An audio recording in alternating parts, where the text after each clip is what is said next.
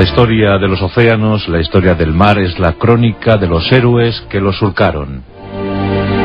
Y hoy en nuestros pasajes de la historia rendimos homenaje y tributo a uno de nuestros valientes marinos.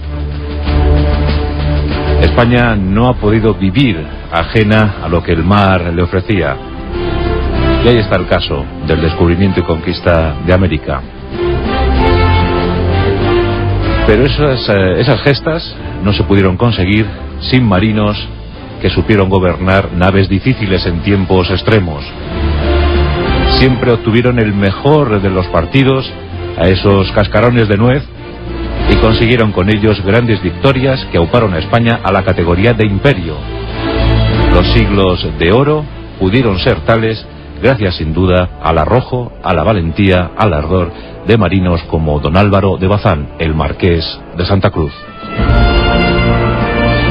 De él se dijo: peleó como caballero, escribió como docto, vivió como héroe y murió como santo.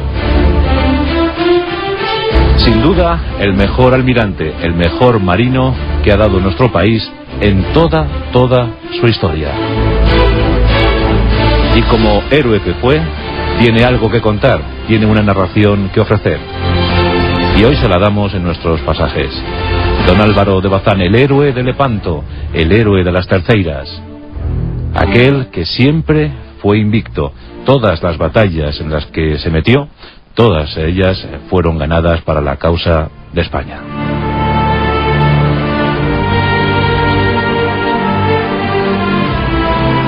Nos encontramos en el 12 de diciembre de 1526. Las tropas imperiales de Carlos I de España y V de Alemania se pasean triunfales por buena parte del continente europeo. La conquista de América prosigue a buen ritmo. Y en ese tiempo nace Álvaro, en Granada. Sería durante algunos años Álvaro el Mozo, pues su padre llevaba idéntico nombre. El padre ya era excelente marinero, excelente gobernante de barcos, y tenía la difícil misión de comandar la escuadra de galeras reales que protegía el estrecho de Gibraltar.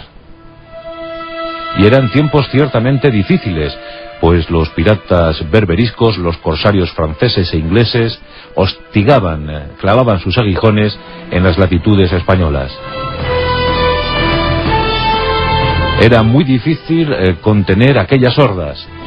La verdad es que los berberiscos y los corsarios europeos ambicionaban poseer lo que nosotros teníamos. Y las poblaciones costeras sufrían los reiterados ataques que llegaban desde el norte de África. Había que buscar soluciones, y las galeras españolas debían multiplicarse para intentar contener el ataque siempre feroz, siempre contumaz, de aquellos enemigos. Y como digo, no solo piratas berberiscos, sino también corsarios pagados por Francia e Inglaterra. Desde bien niño, Álvaro el Mozo va al lado de su padre, lucha junto a él. Las hazañas de Álvaro el Viejo son de renombre, y el rey se lo premia. Cuando el pequeño Álvaro cuenta tan solo 9 años, recibe un premio gracias a los méritos de su progenitor, y ese premio no es otro sino el de ser alcaide de Gibraltar. Ese honor ya lo contrajo con tan solo 9 años. Y como decimos, las escuadras reales se debían por necesidad que multiplicar. Se luchaba en el estrecho, se luchaba en el noroeste, se luchaba en Nápoles. Los barcos también tenían que surcar y proteger las líneas de abastecimiento con América. En ese momento se le exigía muchísimo a la Armada española. Nos encontramos en el año de 1544. Álvaro el Mozo tiene tan solo 18 años. Y ya va a participar en su primera gran batalla naval. La escuadra de Álvaro el Viejo se dirige a las latitudes gallegas. Y allí intercepta una escuadra corsaria francesa. Pronto las naves entran en conflicto, entran en combate. La pericia de los marinos españoles logra hundir la totalidad de la escuadra francesa. Es el primer éxito para Álvaro de Bazán. A partir de entonces, nadie osaría arrebatarle una victoria. Casi 50 años de mando sobre los mares españoles. Casi 50 años en los que España estuvo un poquito más libre, un poquito más segura, y nuestras banderas pudieron surcar el Mediterráneo con total garantía. Álvaro de Bazán empieza ya a granjearse una cierta leyenda, una cierta fama, una aureola de invencible, y ya se comenta, se habla mucho sobre él.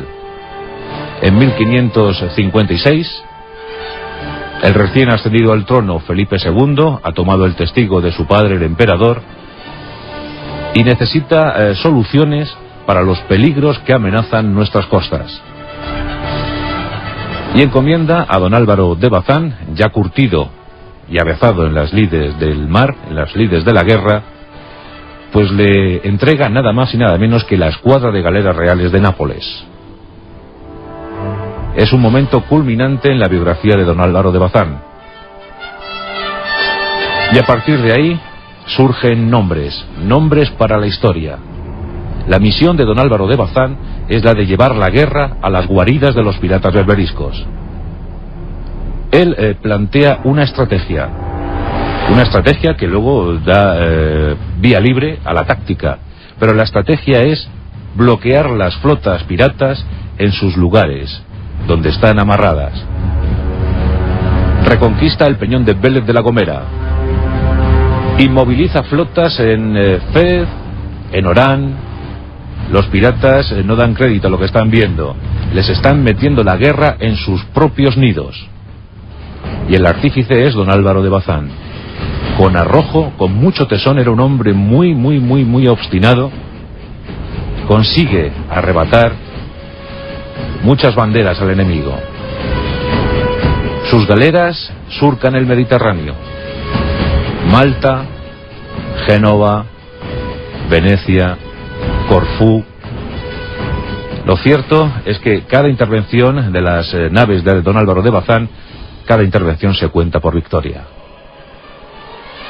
Se le concede el título nobiliario de Marqués de Santa Cruz. Y la verdad es que en poco tiempo su nombre integra la galería de personajes ilustres de ese siglo XVI tan beneficioso para las armas españolas. A los nombres de Gonzalo Fernández de Córdoba, de Juan de Austria, de Alejandro Farnesio, se une indiscutiblemente el de don Álvaro de Bazán. Pero es sin duda su intervención en la batalla de Lepanto el 7 de octubre de 1571 lo que va a marcar su leyenda. En ese día, que pasó a la historia como la mayor ocasión que vieron los siglos, en palabras de don Miquel de Cervantes y Saavedra, don Álvaro de Bazán tenía la misión de dirigir la cuarta flota de galeras. Esa flota estaba situada en la retaguardia. Esa alianza cristiana, cuya cabeza visible era la de don Juan de Austria, pues iba a estar muy protegida en ese día difícil. Las 30 galeras de don Álvaro de Bazán estuvieron a la altura de las exigencias. En ese día se volvieron a multiplicar varias veces para poder atender los flancos, el frente.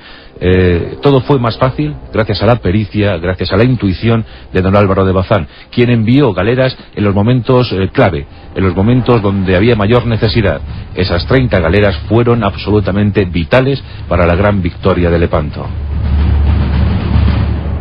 Miles de soldados, miles de marineros sirvieron al bueno de don Álvaro de Bazán. El propio Miguel de Cervantes, antes aludido, escribió: es el padre de sus soldados.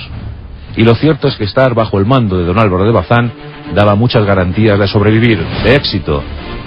Los soldados confiaban ciegamente en su capitán.